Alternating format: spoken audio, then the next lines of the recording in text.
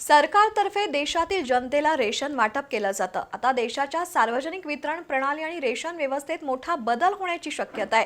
केंद्र सरकारनं राष्ट्रीय अन्न सुरक्षा विधेयकाचा मसुदा जाहीर केलाय। या मसुद्यात अंत्योदय अन्न योजनेअंतर्गत रेशन वितरणाच्या पद्धतीत बदल करण्याचा प्रस्ताव ठेवण्यात आलाय। नव्या प्रस्तावानुसार आता प्रत्येक कुटुंबाला दिल्या जाणाऱ्या 35 किलो धान्याऐवजी प्रत्येक सदस्याला दरमहा 7 किलो धान्य देण्याचा प्रस्ताव ठेवण्यात आलाय। केंद्र सरकारनं राष्ट्रीय अन्न सुरक्षा विधेयकाचा नवा मसुदा जाहीर केलाय। त्यामध्ये अंत्योदय अन्न योजनेअंतर्गत रेशन वितरणाच्या पद्धतीत बदल करण्याचा प्रस्ताव ठेवण्यात आलाय।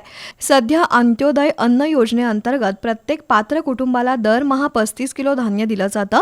म्हणजे कुटुंबात 2-3 लोक असोत किंवा 10 लोक असोत अशा कुटुंबांना 35 किलो धान्य दिलं जातं। मात्र आता ही व्यवस्था बदलून प्रति व्यक्ती दरमहा 7 किलो धान्य देण्याचा प्रस्ताव ठेवण्यात आलाय। म्हणजेच आता एखाद्या कुटुंबात 3 लोक असतील तर त्यांना फक्त 21 किलो धान्य मिळेल।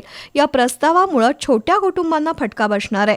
सरकारनं हेही स्पष्ट केलंय की एका कुटुंबाला मिळणाऱ्या धान्याची कमाल मर्यादा 35 किलो प्रति महिना कायम राहणार आहे। म्हणजेच एखाद्या कुटुंबात 10 सदस्य असले तरीही त्या कुटुंबाला 35 किलोच धान्य मिळेल। त्यामुळे प्रत्येक व्यक्तीला त्याच्या गरजेनुसार धान्य उपलब्ध होईल। मोठ्या आणि गरजू कुटुंबांना त्याचा फायदा होऊ शकतो। केंद्र सरकारनं या मसुदा विधेयकावर सर्वसामान्य नागरिक, तज्ज्ञ आणि इतर संबंधित घटकांकडून सूचना आणि हरकती मागवल्या आहेत। आता याबाबत नागरिक 13 जुलै 2026 पर्यंत आपली मतं आणि सूचना सरकारकडे पाठवू शकतात।